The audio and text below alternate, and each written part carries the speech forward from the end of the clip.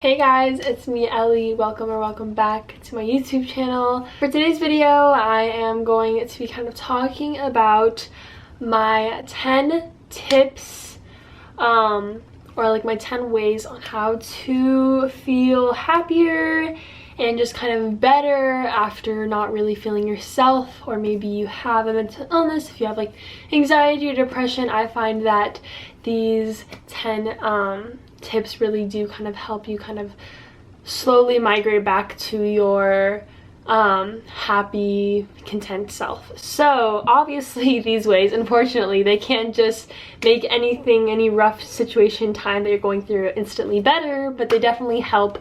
I have suffered from really bad anxiety and stress and everything. Whenever I'm feeling really anxious or stressed, doing these little things always manage to kind of help me and get back on track. But at the end of the day, it just matters. Really, the ultimate way to get better is to, you know, take time and really invest on how you're feeling, and, you know, go to therapy, all that stuff, and really kind of face your situation head on, if that makes sense. But anyways, let's get started. Okay, so my first kind of tip for you all is probably one that it took me so long to really, for this one to really like click for me, you know what I mean, to really like help. And that is to meditate or take some time for yourself, isolated, not thinking or really stressing about anything in particular. So meditation is huge.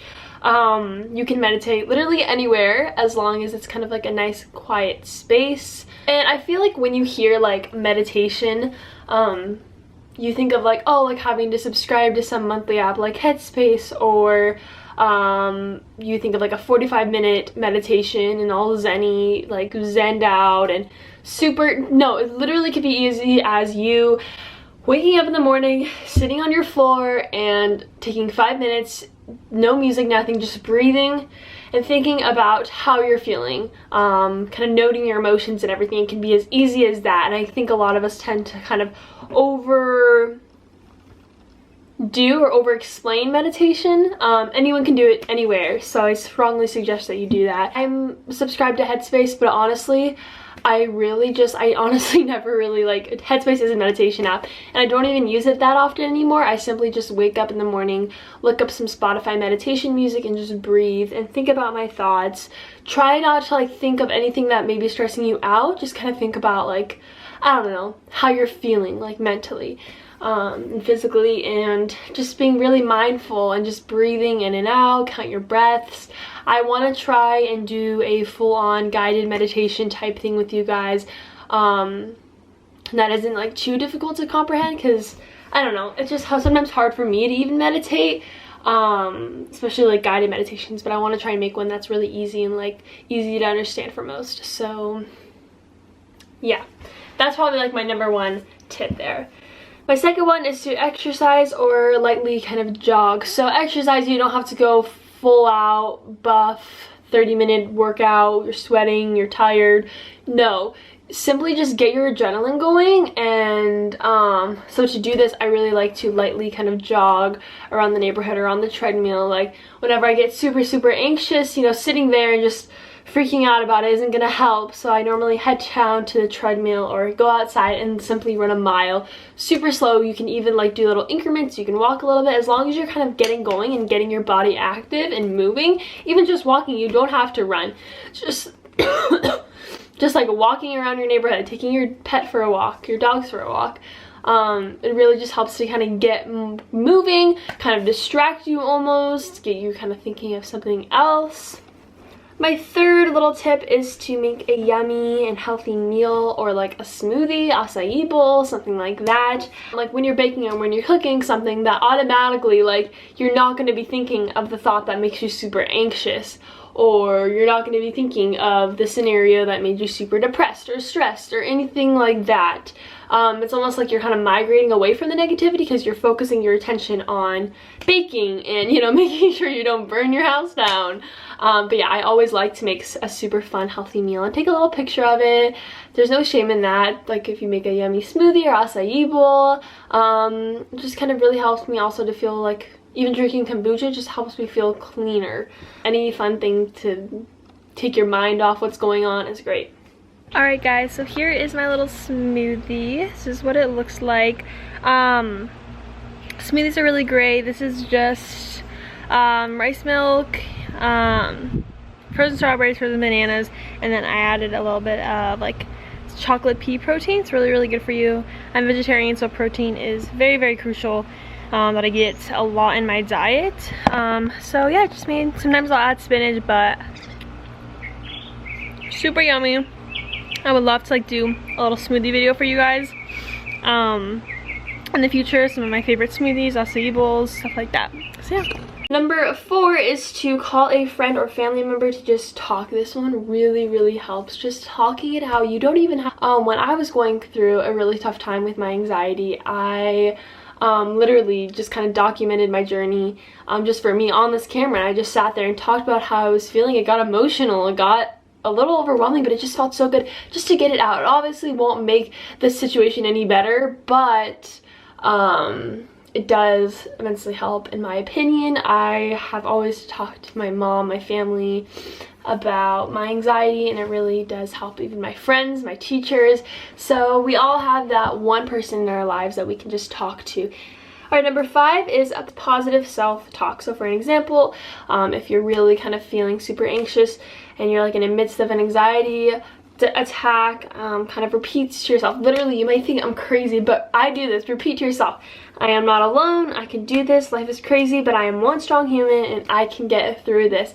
I promise you guys, positive self-talk is the most powerful thing out there. My mom always used to tell me, like, even little things like, oh my god, I'm gonna fail my math test, or oh my god, school sucks. Like, if you're, you know, we're constantly repeating, it kind of makes sense when you think about it. If you're constantly repeating those negative things in your head, it's gonna come true. Like, oh, you are gonna fail your math test. Oh, school really does suck, so it's gonna suck for you. And my mom always got on me for always, you know, saying, oh, this sucks, like, I hate this.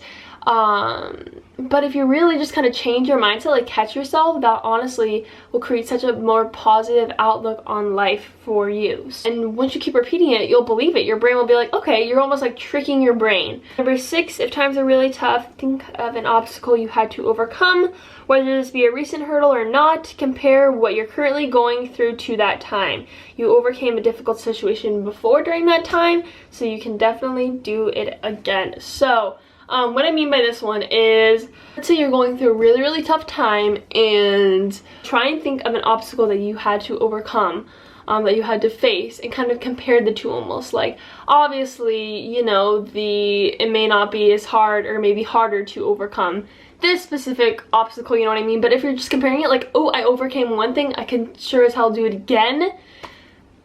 It almost kind of gives you a sense of ease, like, okay, I can do this.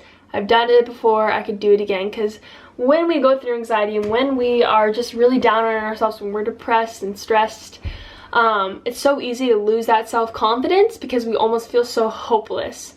Because we literally have, it feels like for a while that we don't have any control over it, especially like in the middle of an anxiety attack. It's so hard to get out of that. If you've been there and done that, you know what I mean.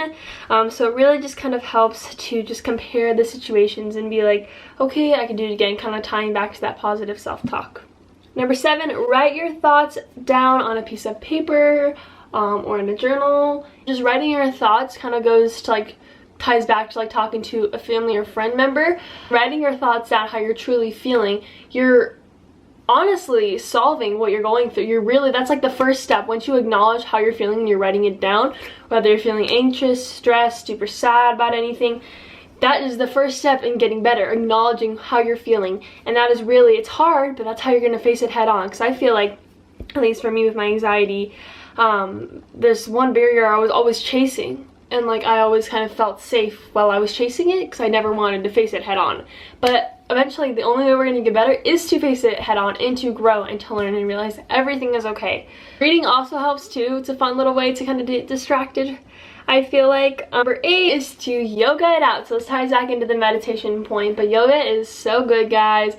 You don't have to be super flexible. I feel like we all kind of we look at yoga as this thing like, oh, you have to be super flexible in order to do it.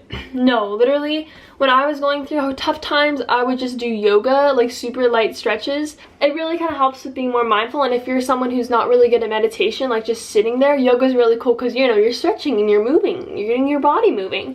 So I always think of yoga as like meditation while you're exercising, or like while you're moving. So moving meditation, that's what I think of yoga as. I don't have to be subscribed to anything yoga related. I literally just look up yoga YouTube videos. I really like yoga with Adrienne, that she's like my favorite. So I'll list some of my favorites to do down below for anxiety, stress, all that stuff. And they're super quick too, especially getting into it. I like to keep mine to like 10 minutes and then, you know, use like 20, 30, and yeah, so yoga. Try it out, guys. Number 10 is to, this is a big one as well, take a break from the world and your phone and social media. That was a lot. We may not even realize it, but our phones and social media can be very overwhelming and can put unnecessary expectations in our minds on what you should live like through social media. So find what you love to do that doesn't involve your phone or social media and pursue that until you feel stable again. I find myself looking at all these YouTubers and like really famous YouTubers, and I always like try and like point out like, what am I doing wrong? Like, how am I not there yet? Because I have been doing YouTube for like 5 years now, and I try really hard on my videos, maybe not hard enough, and I always tend to put that expectation in my head that I need to be this kind of YouTuber to get people's attention. And this is why I'm kind of doing this video, because this is what I love to do. This is what I love to talk about. Getting better, feeling happier, feeling yourself again. And it was always just really hard, and I felt like once I almost kind of followed these, and I was like comparing like, oh my gosh, I would love to go there, I would love to do that with my life. Like, no, you have your life for a reason, you're living it. Everyone's lives are different, and that's fine. And same with like self-image issues. We need to stop kind of comparing ourselves to these other girls who portray their lives on social media as perfection, traveling, all that, eating healthy, all that. It's like, no, like we have our own lives, we're gonna steer our own lives. There's a difference, I feel like, this is like getting in a whole different topic, but there's a difference between looking up to someone and like aspiring to kind of be like live a similar lifestyle to them. And then there's trying to be exactly like someone and bringing yourself down if you're not just like them.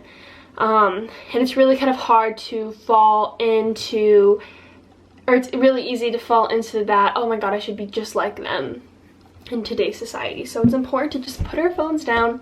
We may not even realize it, like I said, like I didn't even realize I was like comparing myself to these YouTubers until I was like, wait, what? Like until it just kind of clicked for me. In times of struggle, so whenever you're struggling, talk to me. So maybe you don't have that super close friend or family member.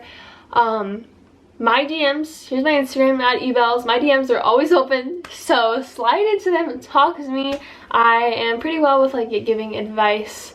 You know, I can't make your problem disappear, but I personally love talking to my close friends about my issues. Let me be that big sister or little sister to you, and just talk to me. I'm always here. I have struggled a lot, and like I said, these 10 tips really did help me. So with that said, that is going to conclude this video. I love you guys all so dang much. You are so incredibly strong. You need to give yourself more credit. I am telling you right now, you don't realize how much you've gone through, each and every one of you, and you're still here today, and that is amazing. So I love you guys, and I hope you guys have a good summer. Comment down below if you're in summer or when you start summer.